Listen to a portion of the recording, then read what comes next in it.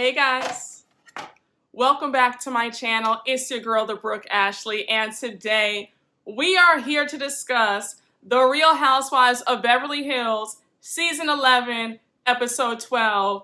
I know it's been a cute minute. I know I missed a few episodes, but thank you for your patience because we are back and we are back on track. This episode was absolutely phenomenal. I want somebody to give Erika an Oscar for this performance that she's trying to put on every single episode.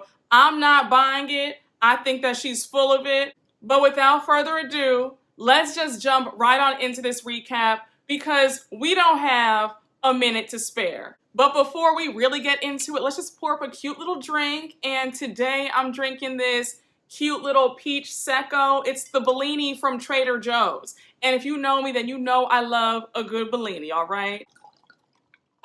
Cheers, y'all, because we're going to be here for a cute minute, because I have quite a lot to say. The episode starts off right where we left it last week.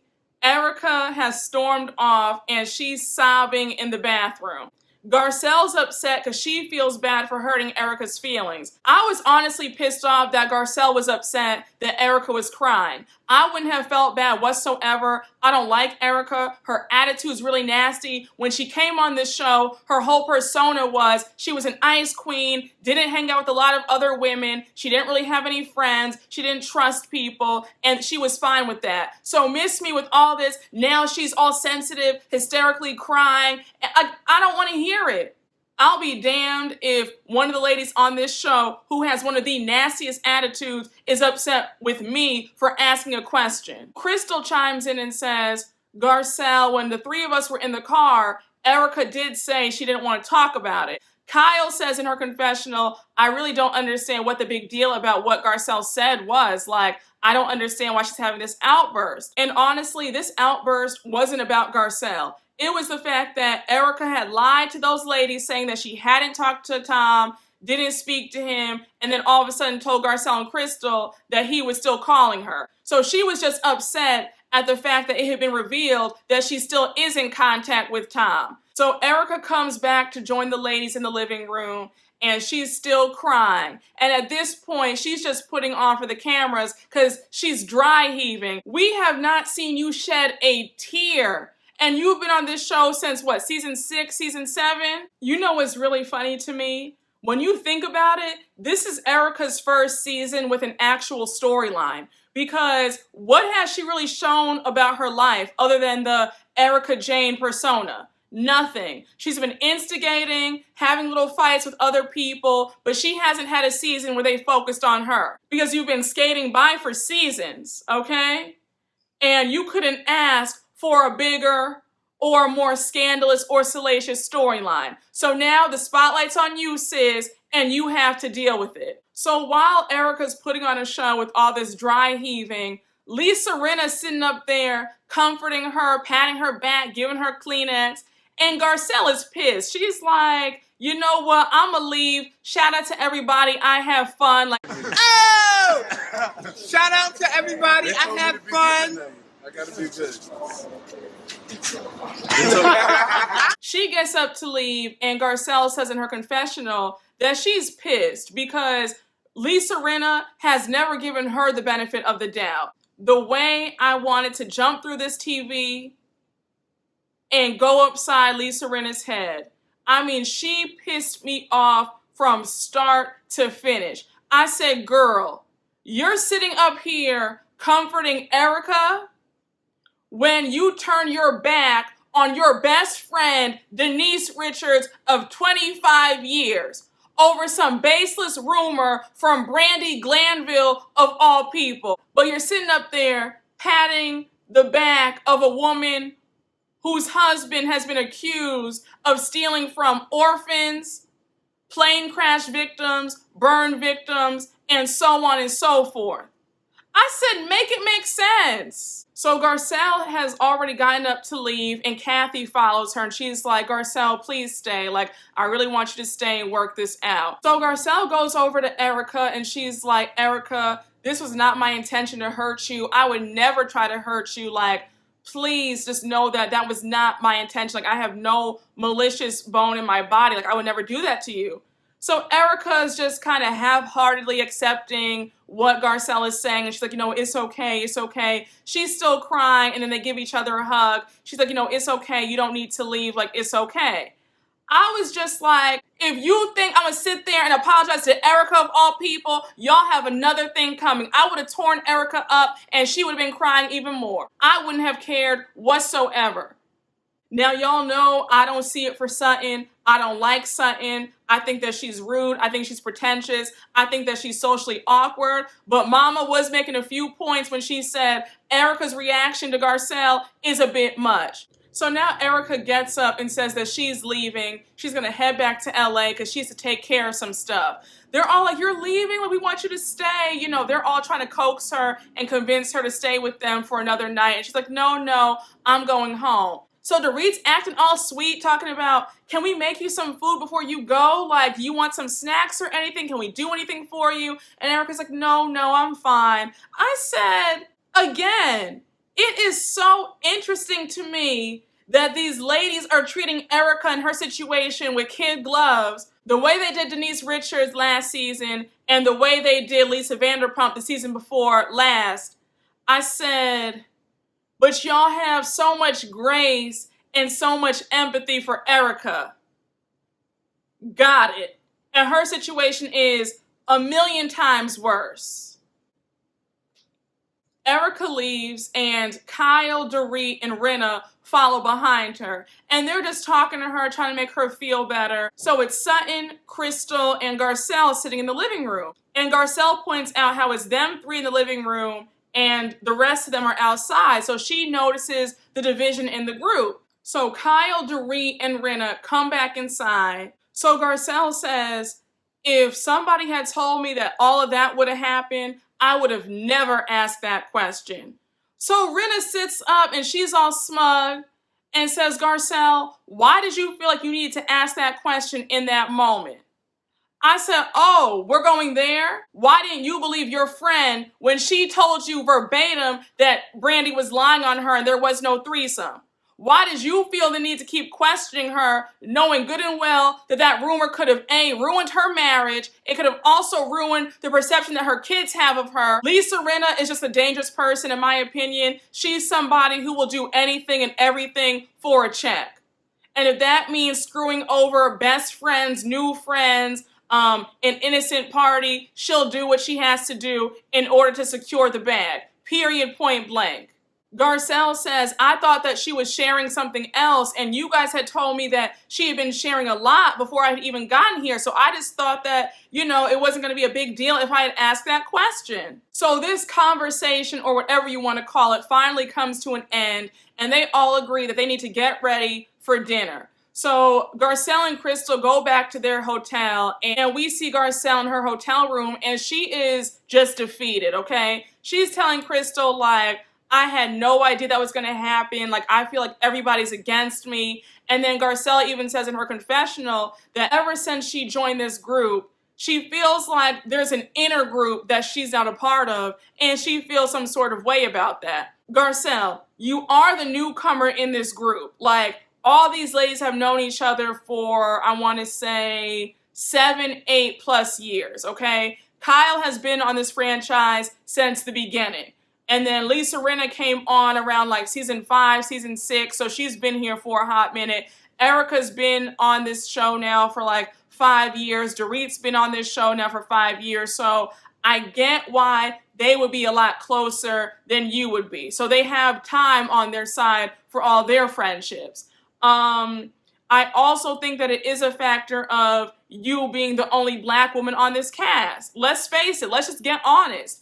Being the only black person in a group of all white women, that is a little bit alienating in itself, okay? I mean, I'm not saying that you can't have friends of other races, but when you're the only one, sometimes you might feel a little bit of a way. Let's just keep it honest. Let's just keep it 100, okay?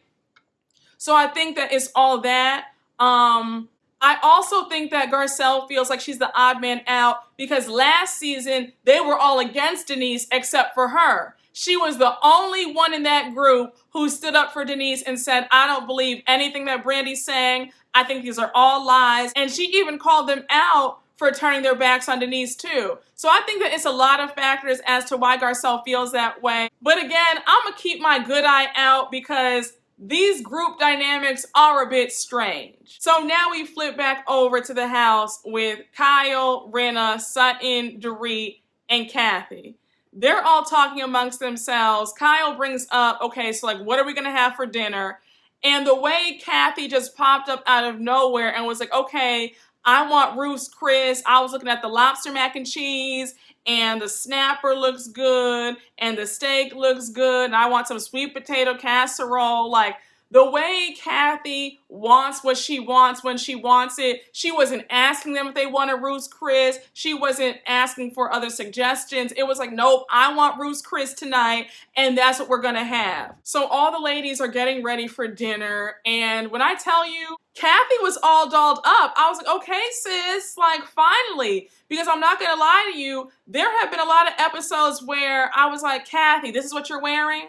Like, girl, your hair doesn't look like it's perfectly done. Like, the makeup was kind of light. The outfit was kind of like, where is the woman who's worth hundreds of millions of dollars? But for this dinner, she looked really good. I said, come through, Miss Hilton. Now, y'all know I don't like Dorit. I think that she's a pretender. I think that she tries way too hard. But if that outfit wasn't everything and then some, that was everything. I said, now, sis, why are you wearing this outfit for just the ladies? And even Kathy was like, I mean, the outfit's everything, but why are you wearing that for just us girls? That's a good red carpet outfit. That's a good date night outfit, going to the club. You're on vacation in like Vegas or Miami. But I was like, to be sitting in the house ordering takeout, I mean, they are on a TV show, so they have to do it up at all times, but I would have saved that outfit, just my personal opinion, but I digress. Sutton, in my opinion, looked terrible, as always. I mean, Sutton, we know the outfit is expensive, but they just never hit. Like, to have the money that you have and your pieces never come together, like, I don't understand it. And I was cracking up laughing when she was showing off her diamond bracelet from Cartier, and Lisa Rinna was like, oh my gosh, girl, you're so rich. And then when the producer asked her in her confessional, like, well, how much would that bracelet set you back? And she said, you know, I'm not going to tell you, like, you know, that's nobody's business. And I said, it's so funny to me how Sutton likes to pick and choose when she wants to be a showboat and a bragger. Because weren't you just talking about the price of your Bentley that you just bought a few episodes ago? She was like, oh yeah, the Bentley's $380,000. She was also talking about how much she spent on one of the parties she was hosting. Like, Sutton just really kills me because she doesn't know when she wants to be old money and really demure, and then when she wants to be a chatty Kathy and just spill the beans about how much she spent on something. Like, girl, make up your mind. But I do crack up when somebody does ask you, like, how much something costs, and it's kind of like, I mean, come on. You can use common sense. You know how much things cost. You can Google it, and you can also just put two and two together. I mean, if somebody says they have a vintage Chanel or vintage Van Cleef & Arpels, vintage Cartier, you can put it together in your mind that it's probably a few $100,000 at the least. Garcelle and Crystal arrived to the house, and they're all talking about if anybody's heard from Erika. Garcelle says that she texted Erika, but Erika hasn't replied back. I said, no, Garcelle, I'm going to keep saying it until you get it through your head. Stop sitting up here trying to kiss Erika's behind. I wouldn't give a damn if Erika were mad at me until the end of time. I said what I said, Erika got mad, and it is what it is. I was just getting so aggravated at how Garcelle was visibly bothered by the fact that Erika was upset with her. Garcelle then goes on to say that her conscience is clear and she didn't mean anything malicious by it. So Kyle tries to school Garcelle by saying, well, you know, with Erika, she's not going to be rude to you. Like, she's not going to be a bitch to you when you see her, but she's just not going to trust you ever again. I was just too through with Kyle and Rinna. And it seemed like Kyle was getting some secret joy out of Garcelle being on the outs with Erika. I was like, Kyle is so full of it too. And she tries to act like she's this little nice girl, but she really isn't, because she does a lot of sneaky stuff behind the scenes. And that's why Kathy wanted nothing to do with you for years. But I digress. Now I really hit the floor when Lisa Rinna turned around and said to Garcelle, is there any part that you want to own in this? I said, Rinna, the same woman who turned on her best friend of 25 years, how dare you question anybody about if they want to own anything that they've done in this whole situation? Like, how can you look at yourself in the mirror every day and think that you're a decent human being the way you've been doing people all these years? So Garcelle says, look, I overstepped, okay? Like, I shouldn't have asked the question. And when Rinna was like, good, I'm glad you're owning it, I was like, oh, Garcelle, I wish you didn't say that. I would have just said, I didn't do anything wrong. Erika took it the wrong way. It is what it is. I'm not talking about this anymore. Period, point blank, the end. I'm not doing this with y'all. Like, I just would not have sat up there and taken abuse from Rinna. I'm not. Me and Rinna would have gotten into a screaming match, because no way I'm going to sit up there and let her interrogate me and have me sort of apologize when I didn't mean any harm by it. It also dawned on me as to why Garcelle was feeling sort of badly about Erika being sad. I think it was she didn't mean to hurt Erika's feelings, but then she also didn't want the other ladies to think that she was trying to be shady.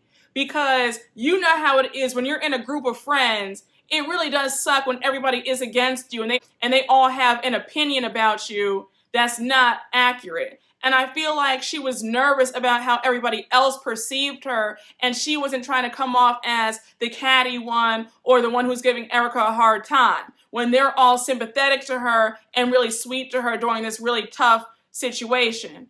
But again, they have no legs to stand on, because the way they've done Denise Richards and Lisa Vanderpump, I mean, how dare they be on a high horse about anything? As you can see, this entire episode just had me so heated, okay?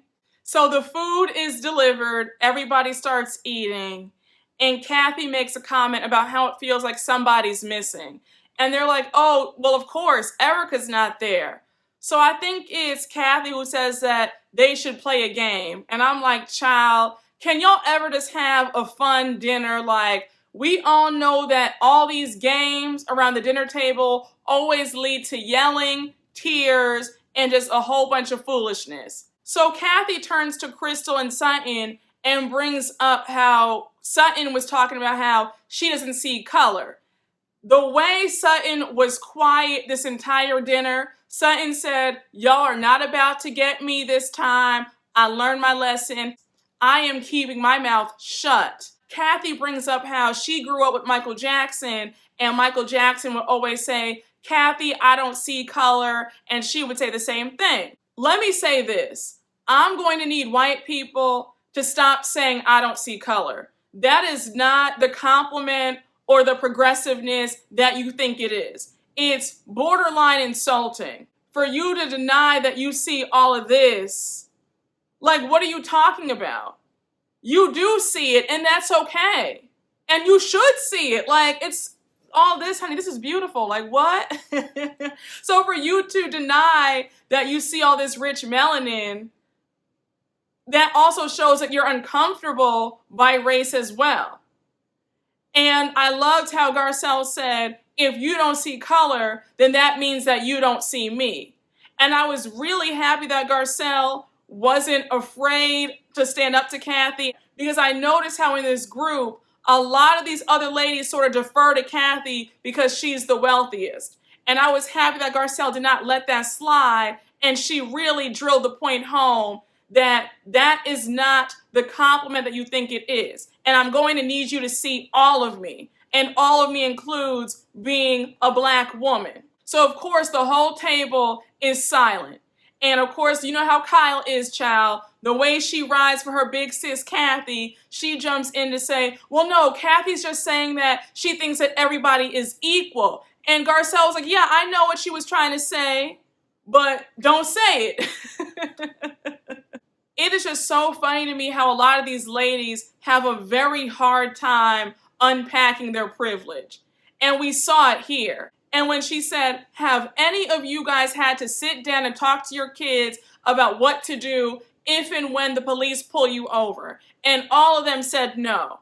And when she said, that's privilege, and I wish I had that privilege, but I don't. Crystal chimes in and says, growing up, she knew the deal. And she knew that she had to protect herself because people would treat her differently since she's Asian. And she says that race conversations are very important, and they are. It was just hilarious to me how everybody at that table, except for Garcelle and Crystal, were super uncomfortable with the conversation. They all wanted it to go away, but they knew better than to say that. They were like, you know what, let me just sit here and shut up, girl, because I am not trying to have Black Twitter and all the magazines and all the blogs roast us for being ignorant and racist. So let's just sit here and shut up. But I know that Kyle was thinking like, Kathy, why'd you have to bring this up in the first place? Like, couldn't we have had a nice meal? So Dorit interjects, and Dorit was better off being quiet because she put her foot in her mouth. She started off by talking about how growing up, she was taught not to treat anybody differently because of their race and color of their skin. And then she goes on to talk about how her kids are being taught the same thing and how they're exposed to other multiracial people because a lot of her help are people of color. And Garcelle called her on it and was like, oh, so are the only Black and brown people that your kids see are in like subservient, the help positions? And so Dorit is taken aback by Garcelle asking her that, and she's upset. And she's like, why would Garcelle ask me that? She's been to my house before. And I was like, Dorit, here's why shutting up is golden sometimes. Like, you don't always have to chime in because you did make yourself sound stupid. I was also screaming when Dorit went on to say, my mom's best friend is Black. I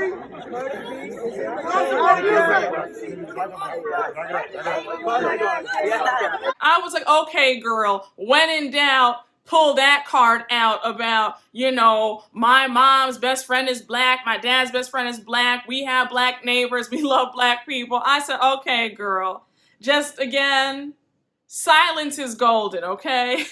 So the dinner is over and everybody is helping Kyle out by putting their dishes in the dishwasher.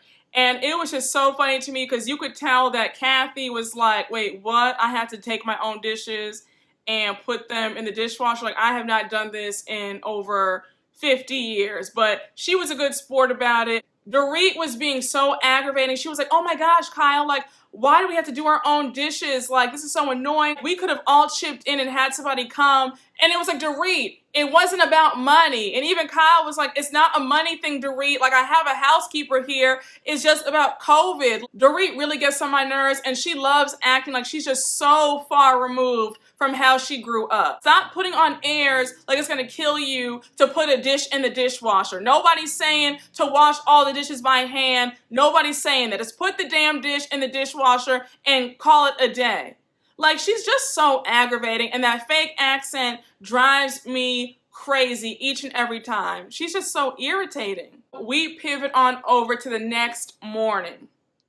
Child, the LA Times has just written a scathing article about the rise and the fall of Tom Girardi.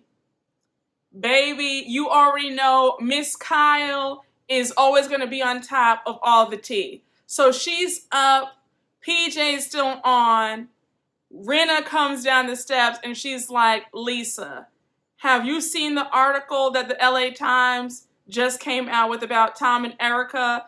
You already know Rinna's messy behind has reread that article 10 million times. So they're going over it together and they're just like, oh my gosh, like, oh my God, this is a mess. Did you see this part? Like, he transferred $20 million into her account. Like, this is a hot, raggedy mess. And then Sutton comes down the stairs and she's like, yup, I got the alert. I read the article. Like, this is bad. Sutton goes on to say, look, if Erika was accepting this money from Tom, it's not a good look for her. Like, she needs to watch out. Sutton also goes on to say that Erika is going to have to go to court because of all these damning allegations. So now we go over to Crystal and Garcelle, and they're talking about it in their hotel room. Garcelle says, this isn't a tabloid. This is the LA Times. Like, it doesn't get much bigger than this. Garcelle even says, and I see why she lashed out on me because this is serious. Like,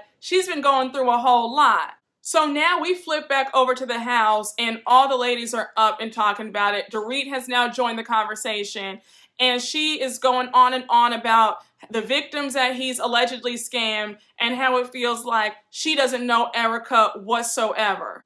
I said, now Dorit, sis, not so much on Miss Erika, because you and PK are in the news right now about that $1.3 million that you owe. It's just so funny to me how some of these people are in the same exact boats to a lesser degree, where they have so much to say about the next person's issues.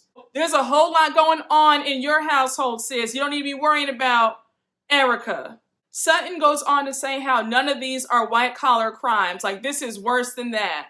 And then Kyle says, do you think that this is the reason why Erika left the trip early? Because she knew that the article was going to come out today. And they all agree that she knew, and that's why she wanted to get the hell out of Dodge. Kyle brings up how the LA Times article discusses how Erika was actually complicit in all this mess. All the ladies are coming to the conclusion that they've all been duped and nobody knows what to believe. And we see a flashback of Erika when she first joined the show. And we see how she was driving a Lamborghini and she had the glam squad and she was just spending like the money was going out of style, okay? Like, mama was spending money like it was water. Now we see that all the ladies are back in LA, okay? They are at home and everybody cannot seem to get this whole Erika mess out of their minds. We see a short snippet of Dorit FaceTiming her husband and Boy George, and even Boy George is asking about like what's going on with Erika. We see a short scene with Sutton saying that ever since she got back from La Quinta, she's been thinking about that LA Times article and she just has a lot of questions. Then we see a short scene with Kyle and Dorit on the phone. Kyle even says maybe Erika did know something all along, and they agree that they should have a get-together without Erika. So we get to the final scene, and it's with Miss Dorit, okay? She's having a cute little holiday get-together with the girls. Everybody arrives except for Erika. So they all sit down, they have their drinks, and Kyle's like, did you guys see Erika's Instagram? Baby, it's Erika on IG airing out one of Tom's alleged mistresses. Kyle's passing her phone around to show everybody who didn't see it, and she's like, why would Erika post something like this right now? And then she puts two and two together that Erika is probably trying to air this out to get people off of her back, because a lot of people, i.e. myself and everybody else, feel like this whole divorce is a hoax and a sham because they're trying to cover up and hide assets. Garcelle even points out that she was talking to Erika about this a while back, and they show the footage from like a month earlier when Garcelle was trying to ask about cheating rumors and mistress rumors, and Erika was playing dumb, like, like, hey, like, I don't know anything, maybe. And now all of a sudden she knows the name and what the mistress looks like. It's like, girl, please. Garcelle goes on to say, maybe Erika hasn't been honest with us. And I was like, no, you think? You're finally putting it together, huh? Finally. So Sutton arrives, and the way Sutton came in, Sutton says, ever since I left La Quinta, I have not been able to stop thinking about all of this, and I feel like the stories aren't adding up. She goes on further to say that she feels like it's a lot of red flags, and she feels like Erika has put them in a very bad situation. The episode ends with Sutton saying that at this time, she's not sure that she wants to be around her friend. And everybody is like, wait, girl, what? And I said, y'all heard Sutton. Sutton said, my name is Bennett and I ain't in it. Like, don't include me in this, okay? Sutton is not trying to be implicated in a damn thing. She said, I have too much to lose. I'm a wealthy woman. I am not trying to have anybody saying that I'm involved in something because of my association with her. And honestly, if the shoe were on the other foot, Erika will be saying the same thing. Erika's not a good friend to anybody, so for her to expect these women to stay 10 toes down for her, it's unrealistic, sis. Y'all, this was a fantastic episode from beginning to end, and I cannot wait for the rest of this season to play out. But y'all, I'm back with Beverly Hills, okay? Like, we back, all right? So, with all that being said, I hope you all enjoyed this recap. And as always, make sure to like, comment, and subscribe. And I will see you all later. Bye.